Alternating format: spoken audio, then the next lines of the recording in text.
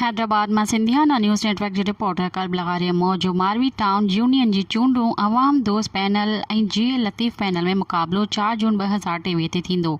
चूंडन जो सरगर्मियों हलंदड़ आहिनि। तफ़सील मुताबिक़ अवाम दोस्त पैनल के बीठल उम्मीदवारन टाउन के हर दरवाजे ते वोट घुरण जो सिलसिलो जारी। चूंड मुहिम की अगवानी अवाम दोस्त पैनल जो सदर इखलाक अहमद कुरैशी, जनरल सेक्रेटरी मंजूर भुट्टो, दोस्त मोहम्मद चन्ना, सांघो राम गुलाम अकबर मेमण, अशफाक कुरैशी, एजाज अली, खास के लिए हसनैन कुरैशी और मोहम्मद ज़ाकिर बबर करे रहा आहिनि।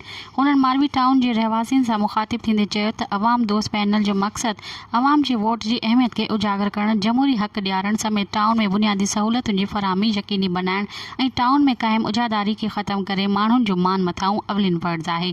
मारवी टाउन के अवाम के अपील कंदे चयो त 4 जून 2023 ते अवाम दोस्त पैनल की चूंड निशान गुलाब ते गुल ते ठप्पो हणी पंहिंजी सूब के यकीनी बणायो।